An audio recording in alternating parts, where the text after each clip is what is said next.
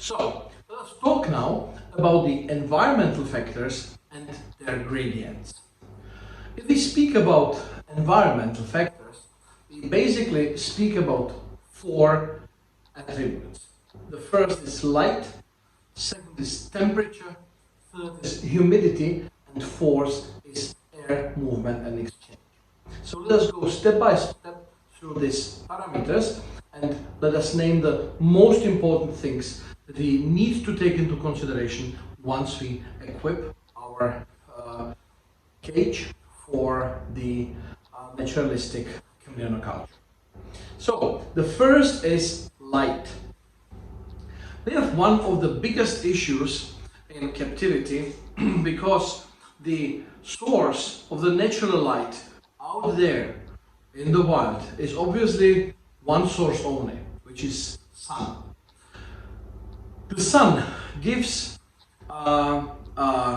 electromagnetic waves of different wavelengths, parts of which are actually considered a light. There is one area which is the so-called visible light. Then there is an area of the so-called infrared light, and there is an area of the so-called ultraviolet light. But it's not all the sun gives us more, but these are the vital three parts of light that we need to take into consideration. So the white light, it's sometimes called the full spectrum light.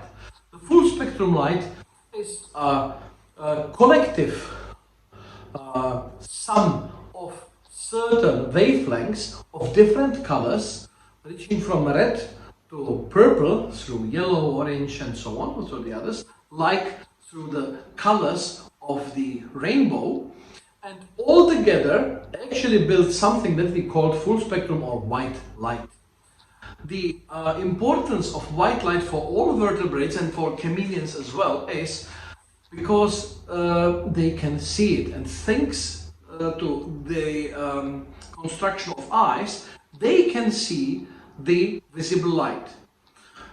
By the way, chameleons are much better than we, and we have no clue actually how they see, because they can see not only visible light, but they can see also infrared rays, and they can see also ultraviolet light.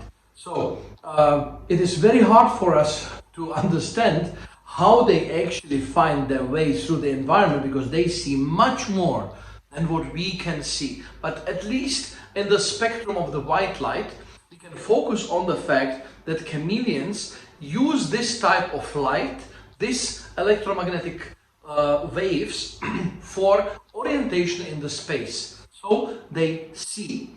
The eyesight is the most important organ for chameleons, as you know. All the other organs have very low significance for their orientation in the space. They hunt because they can see properly, and they also communicate with visual signals, as you know, with colors and body forms and so on, because they can see them, they can understand what it means. So in captivity we have the so-called full spectrum bulbs, full spectrum lights available in several forms, and this is one of the issues that we need to equip the cage like this with. Usually these lights are put on the top of the cage, actually above the ceiling. I will show you later how it looks like. And the light is actually strongest, of course, on the top, and then it gets less and less and less with intensity. Physics is actually very cruel to us. It does not make exceptions. The physical principle that we know from the high school, that the intensity of light diminishes with the square of the distance, is true. So it means that the light intensity, for instance, 1 foot below the lamp, is 4 times more intense than the light which is 2 times further. It means that it's the square of the distance that drives the intensity, and this is why actually the intensity is very high here, and it drops to almost unmeasurable levels down there. This is why we need to adjust the size of the cage actually to the strength of our bulbs, because otherwise you can use very strong ones, but then the chameleons will not go up, they will stay in the middle of the cage and will never use the upper parts, yeah? And then you will have enough light here. But usually we keep the chameleons more comfortable in the upper part of the cage and are sort of okay, because we cannot anyway do anything else, that the lower parts are a little bit darker. The trick that can little bit make it softer, yeah, and have like a little bit more light is consisting of two tricks. The trick number one is you don't put your cage in a room which has no natural light.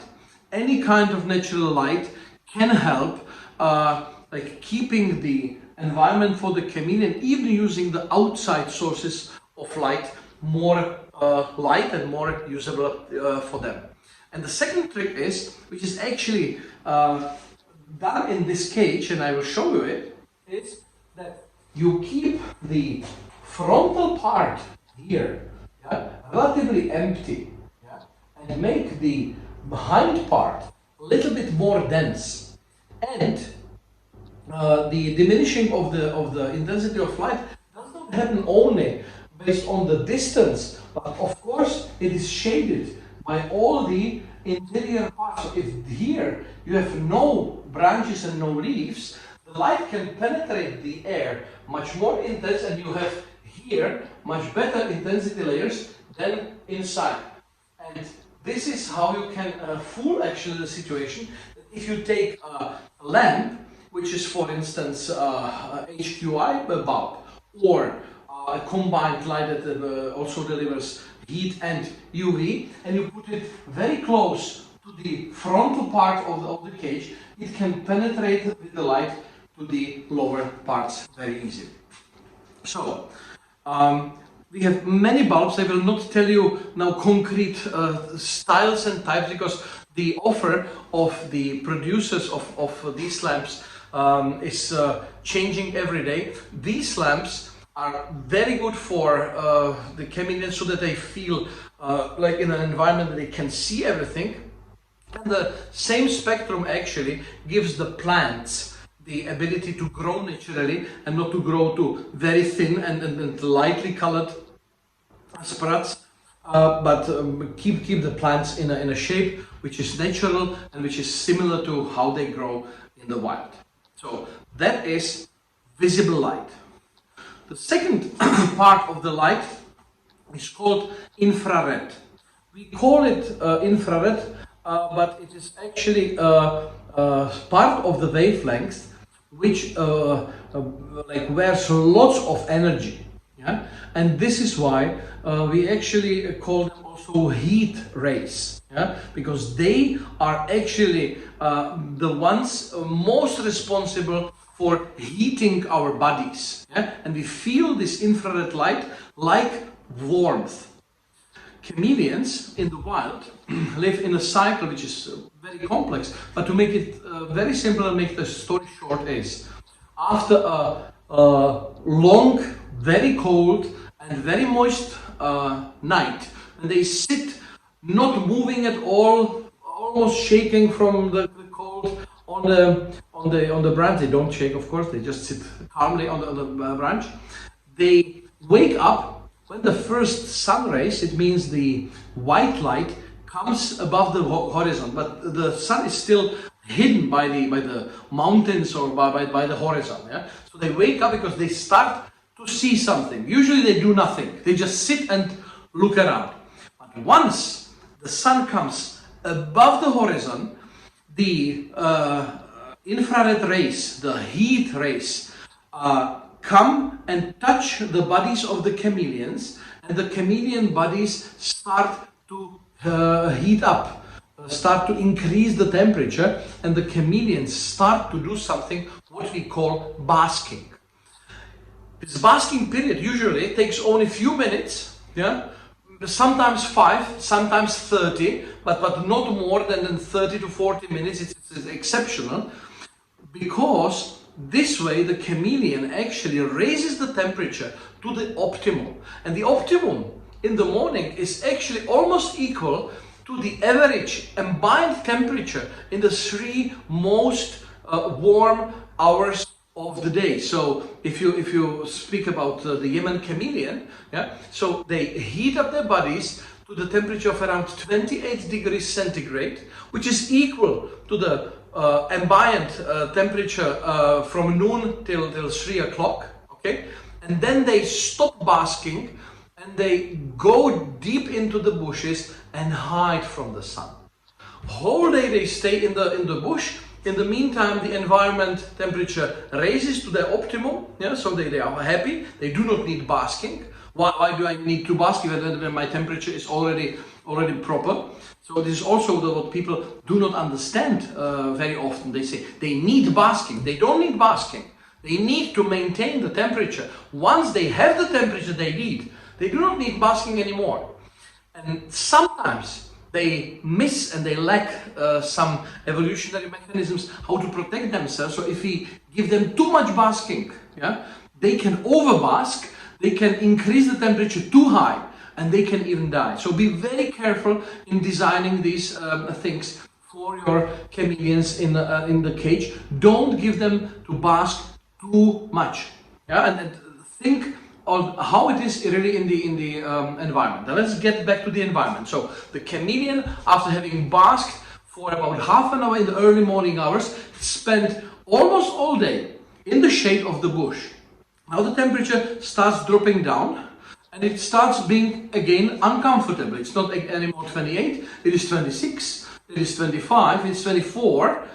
And this is the moment when he says, okay, I need to increase my temperature. And he again goes outside of the bush, and in the late afternoon hours when the temperature drop, yeah, they start to bask again and again. They use only several minutes, maximum several tenths of minutes to bask.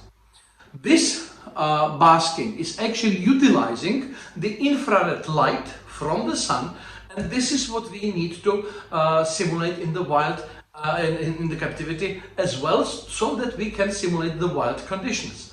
This is why the common recommendation for the most frequently kept species, and you need to understand the biology of the other species in every single detail to design it properly for the other species as well, because that can be a little bit different. So it's actually the same pattern as I told you. Yeah, it is recommended to bask in the morning hours for maximum half an hour, then to switch the basking lights off, and then to expose them to the X-ray, the infrared rays in the late afternoon hour, also for maximum half an hour, and then to switch it off again. This source of infrared light can be either very specific, but usually it is combined white light and like the regular bulb with a wolfram inside. The old type of the not so efficient, because they give more heat than light, bulbs that are used for this purpose. But you do not need to use them all the day. You need them just in total 1 hour per day, if your environment is like that. Of course, if the temperatures that you can maintain in the room in which you have the cage are too low, then you can of course give them the opportunity to bask more often. Yeah? And if, for instance, in the summertime the temperature raises high, so that the optimum temperature for the chameleon is reached even without the necessity of bask, switch them off. Yeah? It is once again, it is not purposeful to let them bask, because basking is just the means that leads to the thermoregulation. It means to maintaining the temperature at the desired level. So this is the infrared light. And the infrared light is actually also a driver of another behavior in the wild, which is, in fact, the chameleons get exposed to sun really for only 1 hour per day, approximately, and all the rest of the day they stay in the shade. They bask to increase the temperature, but at that same time they are fully exposed to the sun. So this is the moment where they also tank the most of the UV rays that are delivered by the same source in the wild, which is the sun. So they get the most UV exposure in the half an hour in the morning when they bask, and then in the half an hour in the late afternoon. While in the wild, is it like that?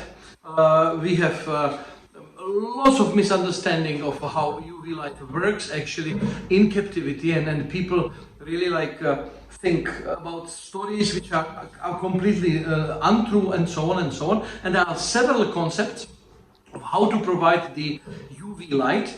UV light is essential for the vertebrates for many reasons. It's not only one, there's many reasons, but one of the most important reasons is actually to provide enough vitamin D, because the UV light triggers the production of vitamin D3 from the provitamin D.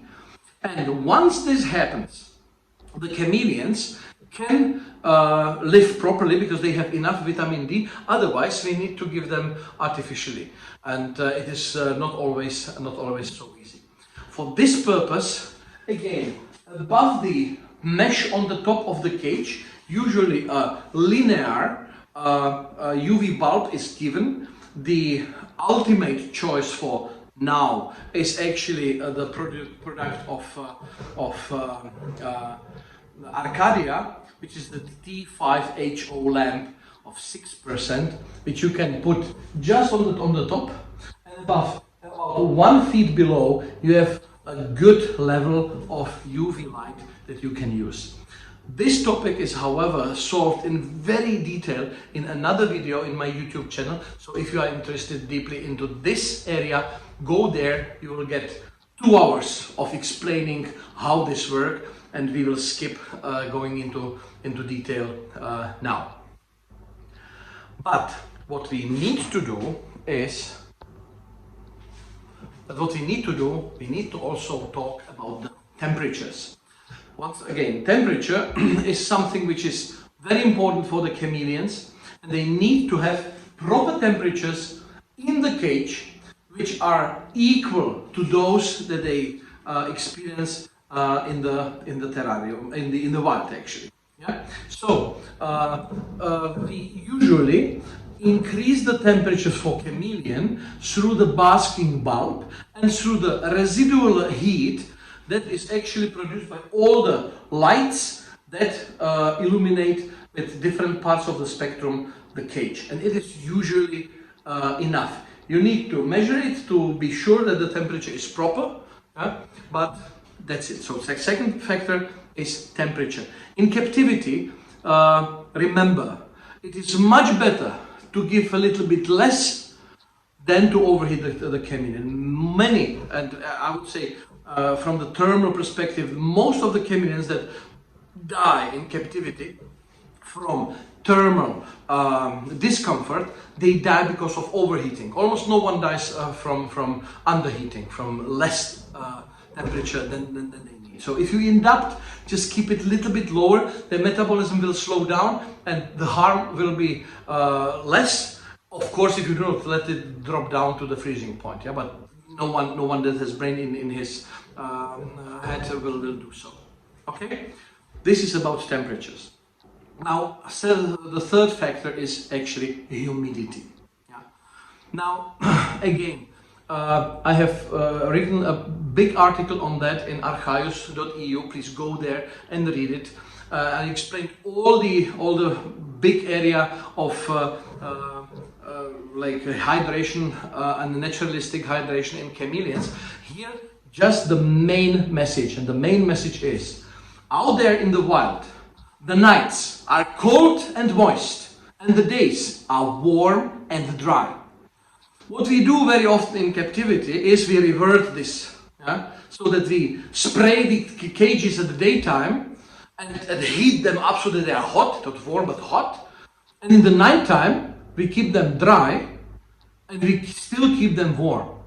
So this is something that really kills the chameleons, and I beg you to understand what happens in the wild. Again, it is cold and moist at nights and only warm and dry at daytimes, and simulate exactly this in captivity. The Yemen chameleon does not need any extra humidity at the daytime. They are completely happy with levels even below 40% at the daytime, even below 30% at the daytime.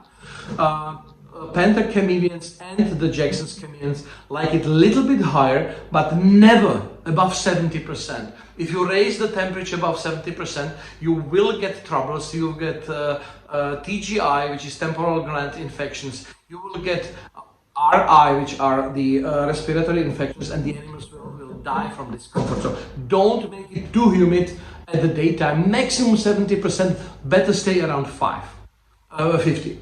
And at the night time, on contrary, use, please, efficiently spraying in the early morning and late night hours, and use foggers to increase the humidity to up to 100%.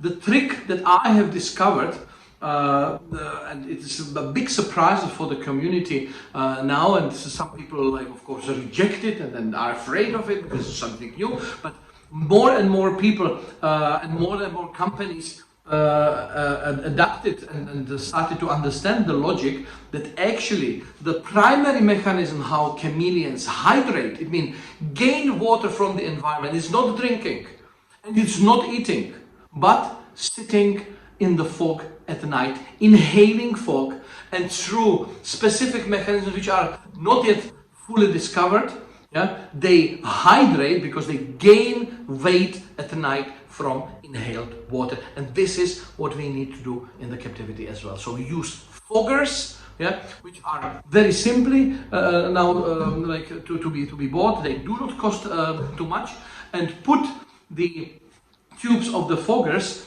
to go from the upper part of the cage and fill the space of the cage at night with cold fog. Be very careful. Above 20 degrees, no fog, please. We need to be close to something which is called dew point, which happens maximum at 18. So up to about 20 degrees. If you use fog, everything will be fine. If you use fog above 20, the risk of respiratory diseases raises too much, and you need to compensate the lack of water at the daytime with drinking. Okay? Last but not least, air movement and exchange. This is actually one aspect, but two ways how to solve it. The air in the wild is the air in the top of the tree, in the canopies of the trees and the canopies of the bushes. Okay? And it moves all the time. It moves all the time. Imagine that even a slight breeze, a very tiny one, which you even cannot feel, it will go 5 centimeters per second. This way, this slow breeze exchanges the volume of 1 cubic meter, okay, several times in 1 minute. Several times a minute, the whole volume exchanges. And we put chameleons in cages without ventilation and force them to stay in the same air, not moving for very, very long time. It cannot work. And this is why we need to care for air exchange. New air must come, old air must go out, and it must turn around and turn around.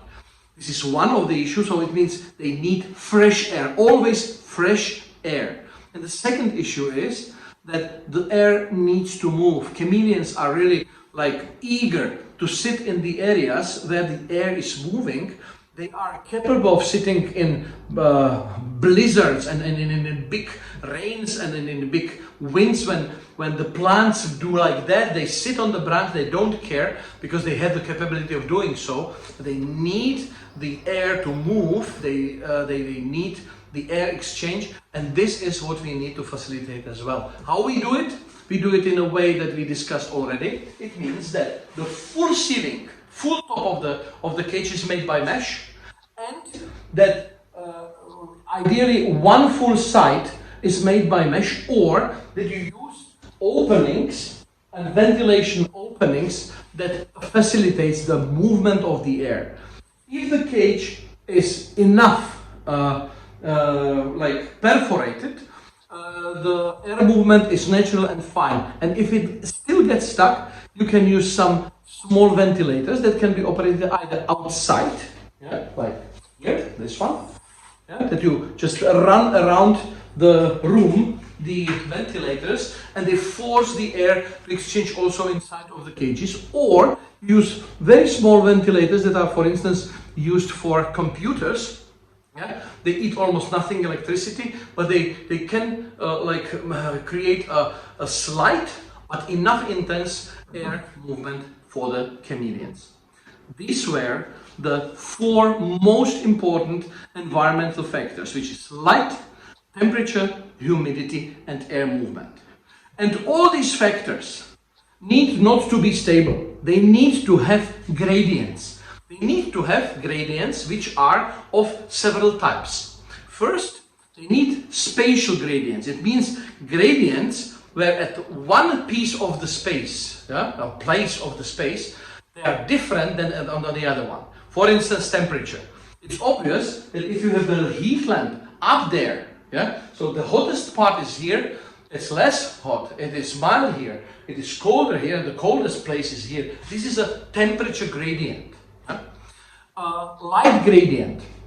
The most intense light is up there, and the least intense light you find here inside of the bushes, inside of the vegetation, because they are in shade. So the chameleon can choose what he wants. He wants a high intensity light, or he wants to go and hide in shade. Okay? And anything in between. Concerning humidity, the same. Please, if you use the fogger, don't do it in a way that you fill in the whole space of the cage with dense fog and keep it for 12 hours. You will kill the chameleon, obviously. This never happens in the wild as well. The fog comes and goes. It gets more intense and less intense. And these gradients, you please create not only in switching it on and off and doing the fogging, for instance, intermittently, but also to make it in a way that, for instance, the tube out of the fogger is not center, but it's a little bit eccentric, so the chameleon can choose based on its decision that it will sit in the more foggy area to the left or to the drier area to the right. Okay, and they can even move in the night if there is a little bit of twilight. Yeah, they can feel it and they can move to the other part which is more usable and more favorable for them. They can go out of the fogger, or they can find the place where exactly the tube is above their nose and the fog is falling down their face. Okay, this is why we need gradients, so they can choose. And air movement gradients, same. Okay, then you need to, of course, do gradients which are so-called circadian. Circadian. It means they change during the night and day. Yeah, during the course of the day. What does it mean? The light is off at night. All light must be off at night. Okay, and on at daytime. The UV light should be on in these moments when they bask, but it can be off when they hide, because they would anyway not receive any. Okay, and then you switch it on again when you bask, so you add infrared and UV so that they get the exposure, because they get exposed to UV not equally during the day. Yeah, so night time, morning hours, and so on. Then you have, of course, seasonal gradients. Some animals, and chameleons are not exception, drive, for instance, their reproductive cycles based on climate.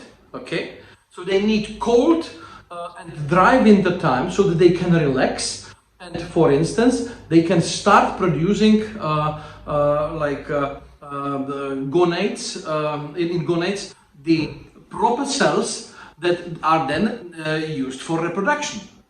And if you do not give them colder periods in the year and warmer periods in the year, they behave all the same. Sometimes people ask me, oh my goodness, my chameleon has all the time the same dull colors. Why is that? And I ask for temperatures, and they are too low. They simulate, for instance, the winter time when they do not expose to each other because they just sleep, they relax. So of course their colors are more dull. So you need to raise the temperature to hit the curve of the development of the temperature curve in the wild, and simulate the animal to get more heated. And once they are more heated, the males, for instance, in panther chameleons, start showing off and start showing these brightest colors that they would not do 1 month ago when the temperatures were 5 degrees lower. Okay, so the annual circles and annual gradients must also be kept. And last but not least, please remember, the chameleons are coming from the wild. Yeah, and we tend to fix their conditions at a certain level and then keep it. This is nothing what happens in the wild. In the wild, same for us. One day is sunny, second day is rainy. One day is temperature high, so the second day it's windy. So please allow the chameleons also to change the weather, to have their days different from each other, so that they feel like at home and they have the variability, and not to be set up like a machine to a certain level and then it's forced to work at the same speed all the time and so on. This was the main messages about the environmental factors and their gradients to facilitate the environmental factors for the chameleons in a naturalistic cage like that, to make the chameleon happy, to make it comfortable, and to make it possible for it to develop and exhibit the natural behavioral patterns, reproduce, communicate, and feel well, and live a joyful and happy and healthy and long life in captivity.